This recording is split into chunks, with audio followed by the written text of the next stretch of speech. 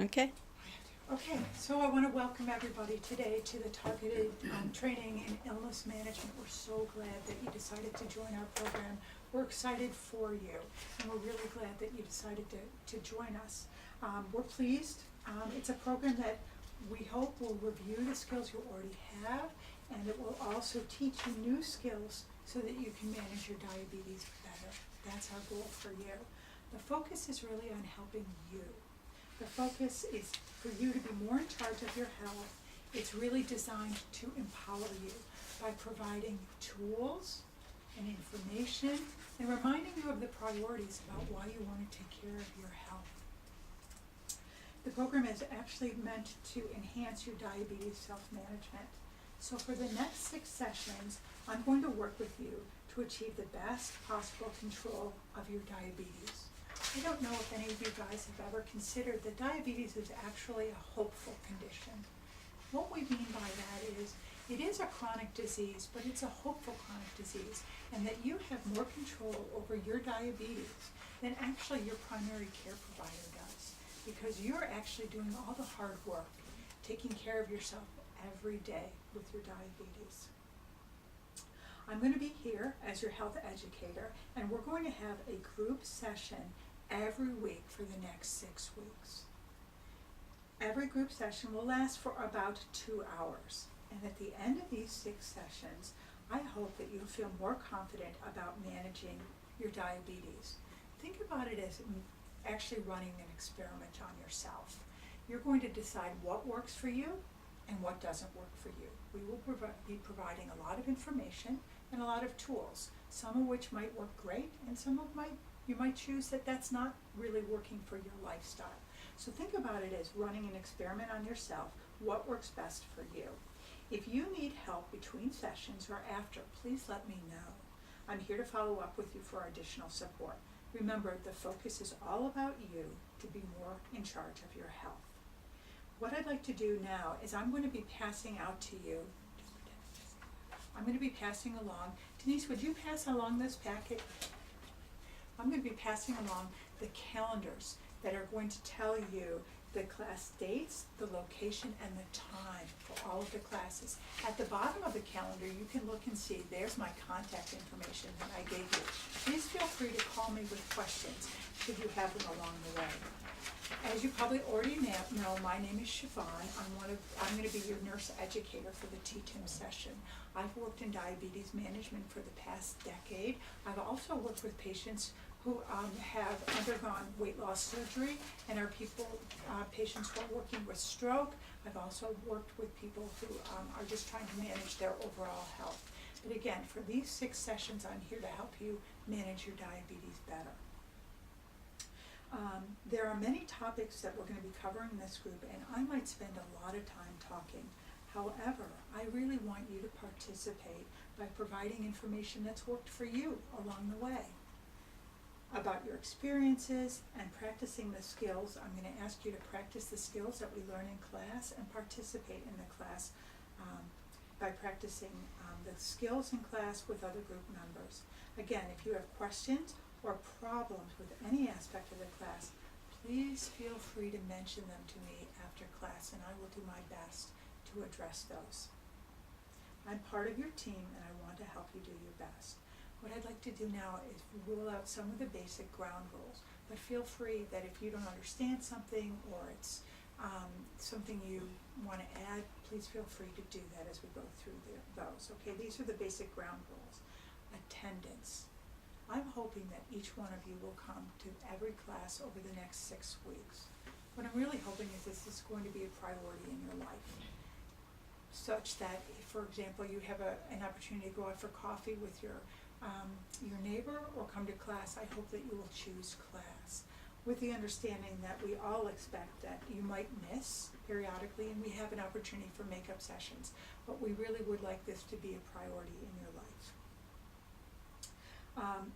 The next rule that we have is the same time for all. We want to make sure that everybody in the group has time to express their ideas or their opinions, or to share their experience. I want you to be aware of others that might wish to speak, and alert me if I'm missing somebody who might have their hand up as we talk. Be positive and constructive. I know that you all will be that. If you'd like to offer a suggestion or advice to another group member, we're hoping that it's going to be positive and constructive. We all want to be that for one another, because when we're positive, it helps things to go a little bit smoother. It can help us do our job better. We want our comments to be non-judgmental, helpful, encouraging, and supportive. I think that's what we all want. Confidentiality, this is really important. I don't know if any of you guys know each other from neighborhoods or from other classes that you might have attended, but we do want to respect everyone's confidentiality. I would love it if you would share the information that you learn about diabetes with your friends and family, but please don't share that Susie has an additional complication like high blood pressure or something else that you've learned specifically about people. We want everybody in this class to understand that what you say in class stays in class. Is that okay with everybody? Confidentiality. Okay. We want for everybody's safety and comfort that you won't reveal anybody's name or anything like that. Is that okay with everybody? So for our group rules, we talked about attendance. We talked about the same time for all. Be positive and constructive, and be confidential. Okay. And now I'd like the opportunity for us to get to know one another a little bit more. You'll find in your packet that we provided cardstock for you to put your name on there. So if you guys would all write your name on there, fold it in half, and then slide it in the notebook that we provided for you. I'll collect the notebooks after class, and then when you'll have your group, you won't have to worry about carrying your notebook with you. We'll pass it around every class, and your name will be right there, and you can pop it right in front. That way everybody knows everybody's name. Okay? All right. So let's get to know each other a bit more. What I'd like you to do is we're going to go around the room and learn a bit about each of us. We've been each of you in this class have been invited to participate because you've experienced having diabetes. You've learned some things about diabetes, and it's very likely we can all learn from each other's knowledge and experience. I'm going to ask you to answer a couple of questions. There is no right or wrong answer. There's no answer that's going to make you ineligible for the class. I've listed the questions up here, and I'm also going to hand out the questions on a piece of paper for each of you. Sometimes it's too hard to remember your answers. So take a moment and answer those questions, and then we're going to discuss those. So the questions are your name, when were you diagnosed with diabetes, what is one concern you have about having diabetes, and what's one thing you'd like to learn from this group. So you can write them down if you want to. You can just look up here as we answer them, but we're going to go around the group right now. And who would like to start? I'll start. Okay. Hello, everybody. My name is Denise. Hey, Denise. Hi, Denise. I have diabetes since 2005 when I was diagnosed, and 13 years ago. My concern is my kidneys.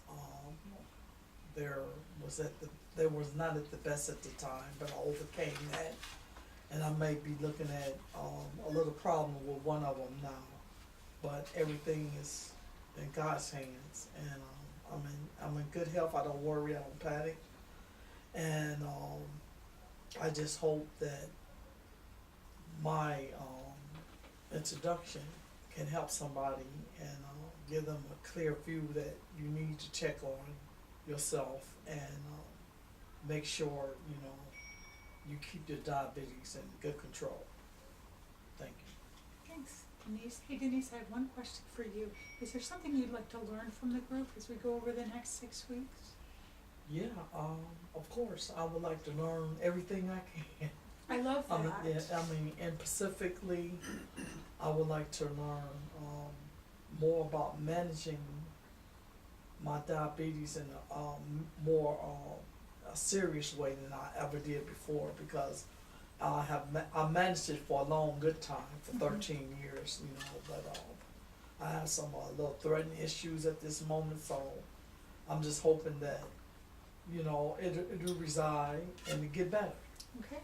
So you want to learn how to make it a priority in your daily life, is that what you're saying? Yes. That's great, Denise. Thanks for sharing that. Who would like to go next? I will. Okay. My name is Lola. I was diagnosed with diabetes in 2000. It's hereditary in my family. My mom had it rather. She's long gone now, and three other of my sisters in the family has it also. So it's hereditary in my family, but I just want to learn how to just eat the things I'm supposed to eat, and my fear of diabetes is losing limbs. That's a fear I have with diabetes, and that's one of my biggest fears. Cause I watched her auntie a long time ago when I was a little girl had lost both her legs from the diabetes. So, like I said, it's in my family, and I just want to learn to eat right, and so I can do the right thing and stay a whole person, I think. Thanks, Lola. Who'd like to go next? Well, hello, everybody. My name is Sonia. I've been diagnosed with diabetes since 1999. It was gestational, and then it just turned into regular diabetes. Yeah, and it's like my parents both had diabetes, and my grandparents, so it's kind of like goes down the line. And my sisters, all of us have it, actually, all three of us. And my biggest concern is the complications you could get with the diabetes, which is a lot. Is there something in particular you'd like to learn from the group? as you Well, go through? yes, I would like to learn better ways to manage my weight, and better ways to what to eat. Okay. Okay, thanks for sharing that. Would you explain to the group what you meant by gestational diabetes? Well, gestational diabetes is when you're pregnant. You're pregnant and you get diabetes during pregnancy. So that's a risk factor, TTIMers. So when they're pregnant, some people develop high blood sugar, and that can increase your risk to developing type 2 diabetes. Yes. So thanks for sharing that. And it did. Thank you. Okay, who's next? My name is Loretta Cowan.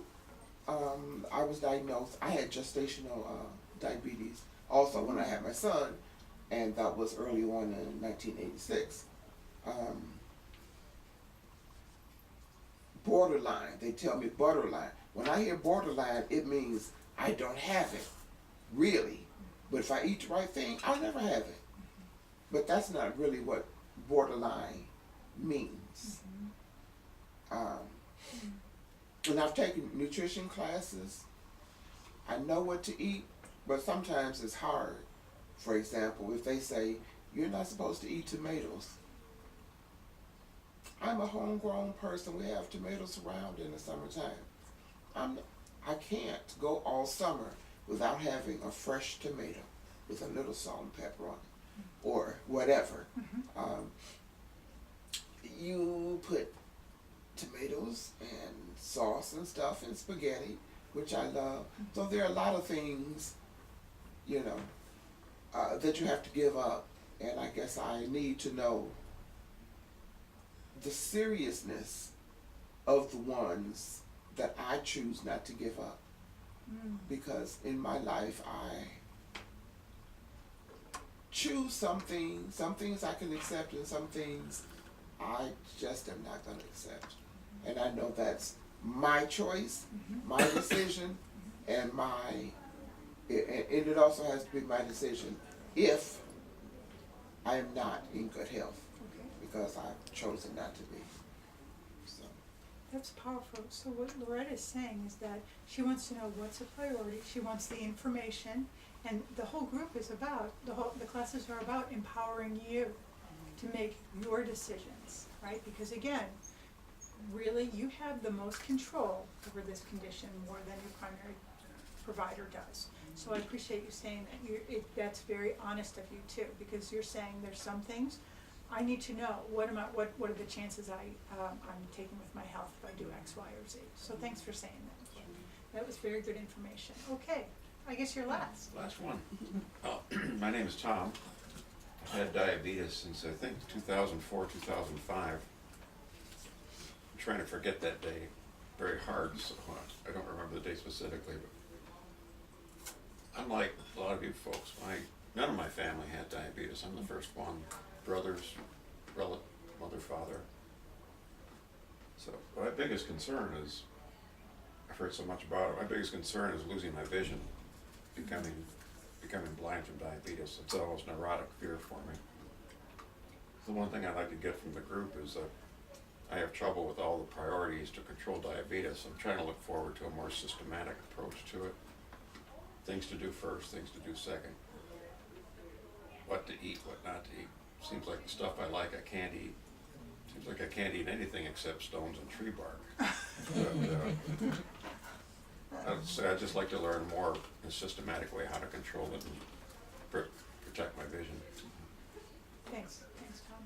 So this is just a side note to the TTIM instructor. Oftentimes it will help you, if you're the instructor, to take notes thoughtfully as your participants are sharing their fears. That will help you to better address what their needs are. That's a side note. So if we can summarize what we just talked about, a lot of you talked about nutrition. What do I put on my plate? I appreciated a lot of you had very significant concerns. It seemed to be about your organs, you know, I don't want to lose a limb, I don't want to lose my vision. And a lot of you talked about, Tom talked about it in one way, about how do I keep this a priority? How do I know what's the most important priority? I think you said that as well, Loretta, in a different way. So it sounds like all of us have very similar needs and wants as a part of this group. So I'm really excited that we can go through this next 6 sessions and hopefully we'll be able to address a lot of that. Okay? Is everybody good with that? Thank you for doing that. So let's turn in our class to hopefully have your notebooks in front of you, and we're going to start with session 3. So let's review the homework from last week. So the homework from last week, we ended up on goal setting, and I know that last week was a holiday, so we missed last week's. But a lot of you came away with some very good goals that you wanted to work on over the holidays. Does anybody want to share any of their goals that they set from last time that we met? Yeah, sure, Tom. Mine is a problem not just with the holidays, but especially the holidays. To control my eating, control my food intake. Okay.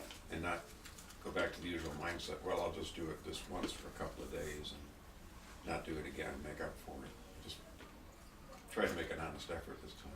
And how did that go for you? How do you feel you would assess yourself on that? Moderately well, not as well as I would have liked, but not as good as I had planned on and hoped for. Okay. Were you able to get right back on track, do you feel like? Pretty much, yeah. Largely out of guilt, but still on track. Okay, all right. So I like what Tom just said. So his goal was to not do that sort of negative thinking that we have a lot, which we excuse ourselves, right? We say, I'm just going to do this once. It's only once a year. I'll never do this again, right? So Tom was aware of that, and he set a goal that I'm not going to do it this time over the holidays, and he did better this time. Right, would you say that? Yes. Anybody else have a goal that they'd like to talk about? Yes. Yeah, Denise. I more like in moderation. I had already had set a goal in my mind that I wasn't gonna have a lot of starch, mostly vegetables, little turkey or Cornish hen, just a little bit of dressing, but mostly vegetables Okay, and lean meat. okay, So I provided that. I did get a little slice of sweet potato pie, you know, but I ate in moderation more or less. You know, I was with family and they wanted to go different places, the movies and stuff. I didn't eat a whole lot of stuff, you know, like popcorn and stuff, you know. You know, I had been working on that, you know, because, you know, I was trying to figure out how I've gained some of the weight back. But now I know, you know, because I wasn't not really exercising when I should, because I do a lot of exercise. I like to walk. You know, where I live at, it has a fitness room, and I works out when I possibly can. You know, if I'm not busy doing a lot of activity during the day, and but you know, for its eating, I kind of kept it real. You know, I set that goal of what I said I was going to do, and I did it. so you give And yourself. I'm proud of myself. Great, nice job, I love that. So you set out with moderation, and you feel like you met that goal. Yeah. So the good news is, Striders, TTIMers. The good news is, we're in the holiday season, right? So this is a great time to evaluate what were your goals, how did you do? And as we move forward toward the other holidays, you'll notice that you'll be more exposed to high-risk foods. Lots of sugar, lots of starchy foods, and so I Yes. really appreciate what Tom and Denise just shared. Anybody else wanna share goals? Sorry, go ahead. One of my goals is to know what to eat and when to eat it, and I wanted to lose weight for myself, because I didn't want to be my sister. She always comes over, she's bubbly and full of life and small and this, and I always go, ugh, I hate you. But anyway, so I was losing weight, and I started to eat salad for breakfast. I have so many, I keep celery in my refrigerator.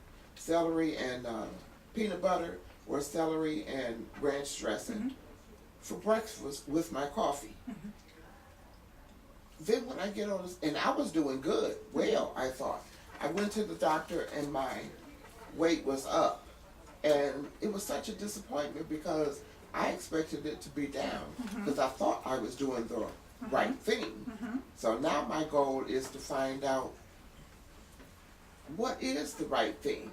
And I know I should be exercising along with, and like you, I walk a lot too, but I probably need to do something else. So your goal was to stay on track with your weight. to stay on track And you were a with little my bit weight. disappointed. Mm-hmm. So how many, us in the group, how many feel like when you thought you were doing all the right things and then you step on the scale and it reports a different number, how many of you feel discouraged by that? Yeah, for sure, right? And so that makes a common point of relapse, and what I mean by that, it's kind of we raise our hands and say, why bother, right? Or you think you're doing really well and you prick your finger and suddenly your blood sugar is higher than what you would have expected. Why bother? So again, the goal of this group is that we're gonna keep on thinking of ways that we can empower ourselves so that we can make wise and healthy decisions. Anybody else wanna share that goal that they had from last week? That's what we did 2 weeks ago, was goals. Anybody else have a goal they wanna share? If not, we'll just move right on to the new skills that we're gonna talk about today. Is everybody okay with that? Okay, so I love this class because I think it gives us some great, skills and strategies that we need with a chronic health condition like diabetes. If we recognize that problems are a part of our daily life, right? Anybody have a stress-free day? Anybody have a stress-free day? I try to make all of mine stress-free. Okay, I agree with that, that's a great idea, but would you say that most of the days we have a little bit of stress, or we have lots of stress? A little bit. Sometimes stress can even be happy or sad, right? So another word for problems could be stress, okay? So if we think about problems as being a natural part of life, everybody has problems that they need to deal with now and again. When we have a chronic health condition, those problems are a little bit more intensified. We have other problems that people might, like our loved ones, might not even know we have. Isn't it interesting that when you have diabetes, you don't walk around down the street and people don't say, oh, Tom, you must have diabetes, I can see it in your face. Nobody knows that, right? Would you agree with that? And so a lot of times these are problems that we have to deal with privately or on our own. Okay, so these problems with these health concerns are particularly true when people are dealing with lifelong health conditions like diabetes. Can anybody else think of another lifelong health condition that we don't really see on people? Cancer. Cancer sometimes, high blood pressure, okay, right, okay. Now, as far as diabetes goes, people might have problems like not having enough to buy the medications that are required for diabetes. I don't know if you don't have to raise your hand, but I know a lot of people struggle with that, right? So, especially people who are on different health insurances that change all the time, and your provider might offer one particular medication and might say, you know, Loretta, this is a great medication, I really want you to try it, and you take that prescription and you're full of excitement, only to find out that it's $400, and you think, well, that's not really in my budget right now, right? Okay. Or you may find that you need a change in your medication. Maybe your blood sugars are very low, or maybe they're very high, but your next visit with your provider is weeks from now, and it's really hard to see your provider, okay? So what we wanna do is offer you ways that you can problem solve your way through that, and that's part one of today's class. And the next part of today's class is how do we talk to our healthcare provider. So problem solving is a tool, that's all it is. It's a tool that you can use to talk about a situation in your life that causes you concern. You can think about choices that you should make. You can decide on your best solution, and you can apply it to a situation to solve the problem. So that, we're gonna call that the idea approach, That's right. the idea approach. Identify, define, evaluate, act. Right, so Denise is way ahead of us. You're exactly right, Denise, no, you're exactly right, thank you for reading ahead. So the idea approach is really what we call an acronym, it's an easy way of memorizing the tool. So a lot of times we get tools, but we can't remember how to do them. So the steps to solving problems can be remembered by thinking of the word idea, because that's what we want you to think about, is a new idea, a new approach to how to solve a problem. So idea stands for identify the problem, just like Denise said. A lot of times we don't really know what the problem is or what the goal is. So number one stands for identify what the problem is. Number two stands for define as many possible solutions as you can think of, right? List as many that are possible. The third step is evaluate all the solutions, list all the pros and the cons, right? And then number four would be to act on the best solution. Now, T-Timers, I want you to understand that you don't have to have the perfect plan. You just need to start with an idea and work on it, right? Okay? So, let's look at this a little bit more closely, and I'm gonna provide an example for you, right? Let's say that you are prescribed a twice-a-day medication for your bipolar disorder. But you always forget, are you okay, Loretta? You sure? Yes. Went down the wrong tube? Yes. Take your time. Good. Okay. Thank you. So you've got a twice-a-day medication, but you always forget the morning dose because you oversleep or you get distracted by other activities. How many people have ever found themselves in that situation? For sure, right? So that's a Yes. very, very common situation. You think that this might be making your mood more depressed and irritable. This then causes you to keep to yourself, makes you even more withdrawn, and then when you're more withdrawn, you get more depressed. So we're gonna apply the idea approach to try and solve this problem, all right? Let's do it, okay. Identify the problem. What's the problem that I just described? Not taking Medicine. medicine. On time. Yeah. Yeah, I'm not taking my morning medication. So the question you're asking yourself is, what's the problem? What's keeping you from doing or getting what you want? And you guys answered that. I forget to take my morning medication for my bipolar disorder, okay? And I think that that's probably pretty common. Sometimes you might even say to yourself, oh, you know what, I'll get it later, right? Okay, all right. Now we're going to define possible solutions. So what I want you guys to do is I want you to brainstorm with me. What are some possible solutions you might come up with? Don't read ahead. I don't want you to take their ideas. I want you to come up with some ideas. Set an alarm. Set an alarm. Beautiful. Okay. There's one thing I did, I had the exact same problem, not bipolar. No matter where I put my medicine, I forget to take it, so I put it on top of the toilet tank in the bathroom. Okay, Tom, that's great. Why did you do that?